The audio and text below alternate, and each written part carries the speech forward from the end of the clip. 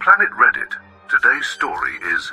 My ex left me taking care of their special daughter for a week. 2 years later, he came back with cancer and my response destroyed him. 2 years ago, I experienced a situation that changed my life completely. My then fiancé Scott, who was 30 years old, abandoned me along with his daughter who has special needs. I was 29 at the time, and it all happened just a week after we got engaged. Our relationship had lasted 3 years and we had been sharing a house for 6 months when it happened. It all started when Scott told me he needed to travel for work. He asked me to look after his daughter just for a few days. I accepted without hesitation. After all, if we were going to get married, I would have to learn to be alone with her eventually. The girl was quiet and we got along very well, so I saw no problem in helping. Days began to go by without any news from him. At first I thought he must be busy with work, but when almost a whole week passed without hearing anything from him, panic began to take hold of me. I tried to contact his family, but it was useless. No one answered my calls. His friends didn't respond either. I realized that they had all blocked me, and Scott had deactivated all his social networks, blocking me too. In desperation, I called his workplace, where I was given the news that made my world real. Scott had resigned a month ago and they hadn't heard from him since. It was then that the terrible possibility that he wouldn't return began to form in my mind. However, his daughter was still with me, and that gave me hope that he would return and we could work things out. A couple of days later, in desperation, I decided to search the house for any clues as to his whereabouts. It was during this search that I found something that would change everything, a note hidden under his side of the mattress, a place I hadn't checked before. The letter was taped to the underside, which explained why I hadn't seen it before. Its contents left me devastated. Scott confessed that our relationship had been a mistake and that for the last 3 years he had been having an on-off relationship with Ellen, his ex. He explained that the only reason he had proposed to me was because he thought it would help him to stop seeing Ellen for good. However, when Ellen found out about the engagement, she proposed to him a few days later, and together they decided to run away to start a new life somewhere else, begging me not to try to find them. The most heartbreaking thing was reading how he referred to his own daughter. He wrote that he was truly sorry for everything, but that he had to abandon his daughter because he considered her a useless burden.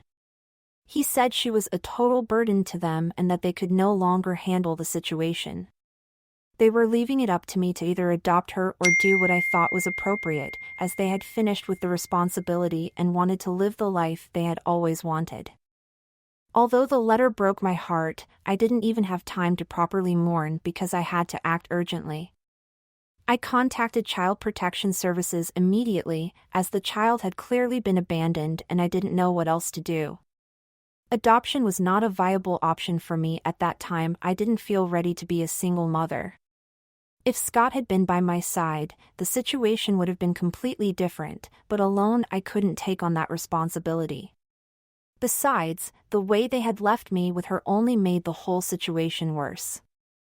Although I loved the child, I knew I couldn't keep her given the circumstances I found myself in.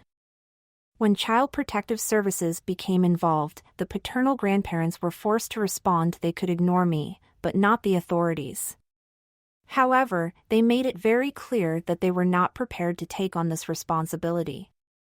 In the end, it was the maternal grandparents, Ellen's parents, who took the child in, and she has been living with them ever since.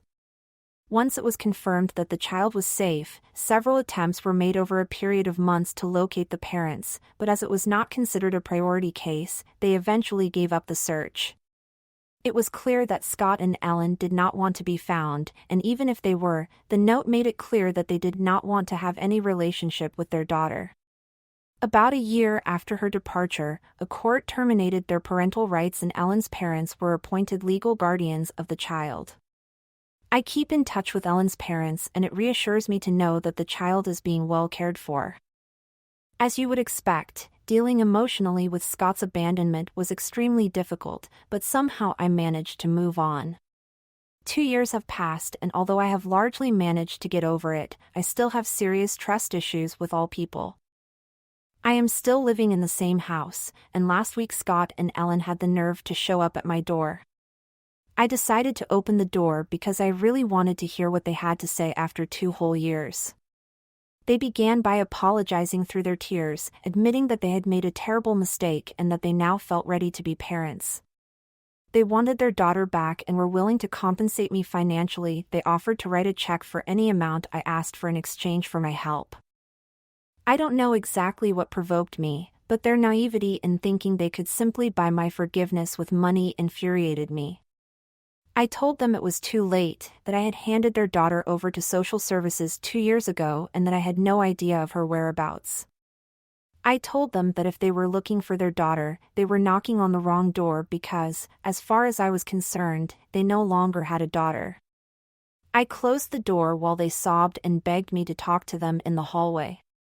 After they left, I informed Ellen's parents of her return.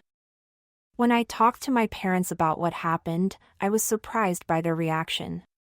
They think my behavior was wrong and that there was no reason to make up such a lie, despite what Scott and Ellen had done. They think I should tell them the truth and let them decide what to do. I don't agree with their position, and we ended up in a heated argument because they, more than anyone, know what I went through, and yet they think I shouldn't have acted that way. I think they are being unreasonable while they think I am being cruel. The truth is that I am being cruel, but I think they deserve it, and that's where we differ. Addition, I realized that in my haste to tell the story, I omitted several important details about Scott, Ellen, and their daughter. I will try to be concise. Scott and Ellen met at university and fell in love. Ellen became pregnant when they were both 21, during their final year. Scott proposed, but Ellen's parents were strongly opposed. She had to fight hard just to be able to keep the pregnancy, but her parents still rejected the idea of marriage. The main reason was that Scott did not take his studies seriously and showed no interest in getting a stable job. Scott himself confessed to me that all this was true at the time. His dream was to be a musician, although he was not talented enough and clearly not prepared for that lifestyle. The relationship between Scott and Ellen lasted until their daughter was 1 year old. Ellen became increasingly frustrated with Scott's job instability, as he jumped from one job to another without settling down. At the rate he was going, it was clear that his parents would never approve. Finally, Ellen decided to leave him. 2 years later, Scott met me and we started dating. We got engaged, and it seemed that Ellen was a thing of the past. They only kept in touch about their daughter, so I never had any reason to feel insecure. Scott hardly mentioned her, which made me think that he had completely moved on. Clearly, I was wrong, and that explains everything that happened afterwards. As for the age of the girl, she turns 8 this year. When she was abandoned, she was 6, and I had known her since she was 3. We had developed a special bond during those years, which is why I have kept in touch with her. After knowing her for 3 years, I couldn't just erase her from my life because of the actions of her parents. That's why I decided to keep in touch. Update 1. It's been a couple of days since my initial post, and the situation with my parents is still the same. We're not talking. They insist that my behavior was extremely cruel and unnecessary, but I maintain that what Scott and Ellen did to their daughter and to me 2 years ago was much worse. If my parents can't understand my point of view and still think I'm wrong, they can continue with that opinion. I hardly care. I've made my decision and there's no going back. This morning I received a call from Ellen's parents. They told me that Ellen had sent them an email apologizing and asking if they could help her locate their daughter. Her parents have not responded and have no intention of doing so. Legally, they are not obliged to share any information about the girl, now their adopted daughter, especially not with the people who abandoned her. I find it hard to comprehend the audacity it takes to show up after 2 years, saying they are now ready to be parents and expecting us to help. Ellen's parents and I vividly remember how devastating it was to explain to a 6-year-old that her parents probably wouldn't be coming back. They have no idea how emotionally draining it was to comfort her when she cried for her parents, not knowing how to explain the situation to her. Although we planned to tell her the truth when she was older, her condition makes everything more complex. And during all this time, not once did they bother to find out how their own daughter was. She was only 6 years old, for God's sake. I can't understand how they were able to abandon her like that. Now, just because their conscience bothers them and it suits them, they want to be part of her life again. Their nerve is unbelievable. I'm glad Ellen's parents always saw Scott for what he really is and never accepted him. They were right about him from the start. Those two deserve each other, and anyone who thinks I should show them any compassion is very much mistaken. In fact, they should be grateful that the authorities didn't pursue the case further. If they had found them at the time, I would have personally sued them. Although I didn't have the chance then, now I won't rest until I make sure they pay for what they did. And I'm not talking about money. I want them to suffer emotionally. No amount of money could ever make up for what they did, especially to me. At least his daughter is young, and in time she will be able to get over it and maybe forget it. It won't be easy for her, but she has her whole life ahead of her. I, on the other hand, had planned my whole future with Scott, and after him, I lost the ability to trust any man. Over the last year I have tried to start dating again, but I just can't. I've had a couple of dates, but they never lead to anything more. My parents know how difficult it has been for me to get through all this, how devastating it was when they left, and yet they think I'm being cruel to him. It makes no sense to me, and it hurts deeply that they have decided to stop talking to me because of this. I am their only daughter, and I can't believe they would treat me like this. It's very disappointing, but I'm not going to be the one to take the first step to reconcile us. If they want to talk to me, they will have to reach out to me.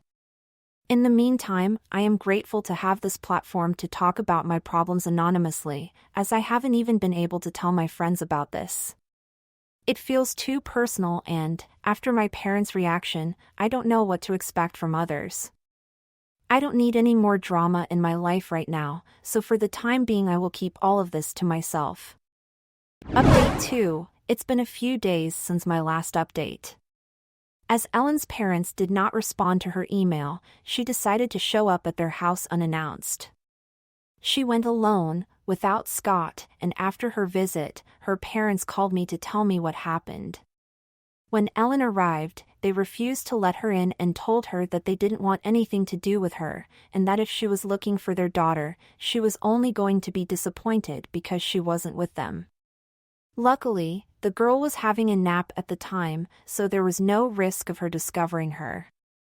Ellen began to cry and plead, insisting that she knew her daughter had to be there and that we were all lying to her.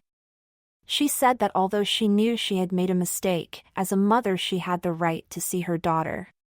She demanded to be let in, telling them that as her parents they couldn't be so cruel.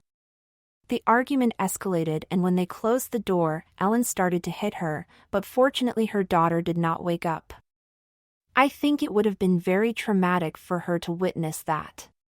Finally, when her parents threatened to call the police, Ellen left. They called me to warn me because, now that Ellen suspects that her daughter is with them, they will probably try to convince me to intercede on their behalf, but that is not going to happen. I am not even going to attend to their visits, and I will definitely call the police if they show up here again. I honestly believe that Scott's parents may be responsible for this. Although they did not actively participate in the adoption process, they probably found out something when the Child Protection Services contacted them. They must have assumed that the girl is with Ellen's parents, since she is obviously not with me. And since they have always adored Scott, I am almost certain that they have kept in touch with him during these 2 years, although they refused to help locate him. I think all these people have failed as parents and as human beings in general. They deserve each other and should leave us alone. I don't understand why they insist on returning to their daughter's life. They could have another baby now, or maybe, and this is just a guess, they are having trouble conceiving and that's why they want to get back with their daughter. I have heard similar stories and it wouldn't surprise me, given how selfish and cruel their behavior was the first time around. I can't be sure why they want to get back together with their daughter after 2 years, but from what I have been able to intuit these days, I am pretty sure it has nothing to do with their conscience. In fact, I would go as far as to say that they don't even have a conscience, because if they did, they would never have done something so horrible in the first place. This whole situation is starting to affect me seriously. Before, nothing was ever mentioned about Ellen or Scott, to the point that I almost forgot that they were her parents. They never talked about her, but lately I feel like I'm drowning because I've been thinking about them every day again. It's as if the whole process of healing and self-care of the last 2 years is unraveling. I feel like I'm returning to the state of mind of those first days after Scott left me, and that can't happen because it was one of the darkest stages of my life and I don't want to go back there. At least then I had the support of my parents, but now they don't even talk to me. Time has passed and they still don't talk to me, and I don't know what it will take for them to understand that maybe they weren't right. Maybe Scott and Ellen deserve the treatment they're getting now. I don't understand why my parents are being so stubborn about this whole thing, but even I have decided that too much time has passed and a simple apology will no longer be enough. I don't know exactly what I want them to do, but going back and saying I'm sorry won't be enough. They will have to show me that they really are sorry, and then I will decide whether or not I want to forgive them, because I think they have been very insensitive and I don't need any more of that in my life right now. Update 3. Just as Ellen's parents predicted, 2 days after she showed up at their house, Scott showed up at mine. I don't understand why these people think we are going to help them, especially after all the pain they caused us over the last 2 years. But for some reason, they think we owe them kindness even after being so cruel and insensitive to all of us. As I expected, he came alone this time, without Ellen, and I'm sure it's part of some strategy. They probably think that turning up together would upset us more. They're trying to pretend they care about our feelings. I don't understand why they think we're so naive, but when he turned up, I told him to leave immediately or I'd call the police. He started crying immediately, saying that he knew he had made a mistake but that he had learned his lesson and that karma had finally caught up with them. He told me that a few months ago Ellen had been diagnosed with cervical cancer and they believed that this was their punishment for abandoning their daughter and for how they had treated us. He said they had come back to make up for everything they did in the past and hoped we would forgive them so they could get on with their lives and get their daughter back. I don't know if the cancer story is true, but it makes no difference to me. I told him through the door that his story didn't move me and that if he thought he could arouse my compassion with these things, he was very wrong. I haven't forgotten how I felt when she abandoned me and I will never forget that feeling for the rest of my life, thanks to the trust issues it has caused me. I don't feel the need to forgive him or to believe his stories. Even if the cancer story is true, I don't care, because regardless of whether Ellen is suffering or not, her daughter is not a toy they can get back whenever they want.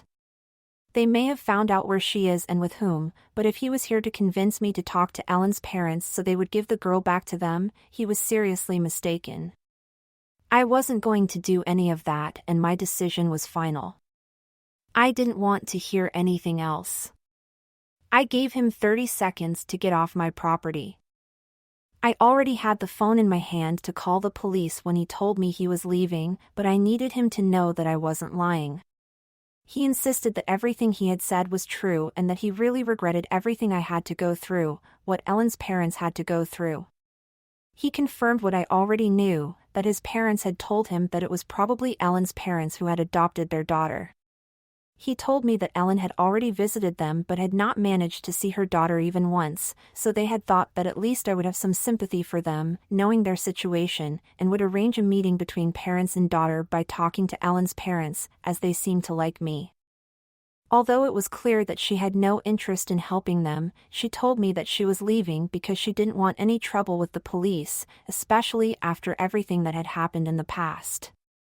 But she wanted me to know that everything she had told me about cervical cancer was true and that they had really believed that by coming back they could make peace with all of us, although clearly we are not willing to do so.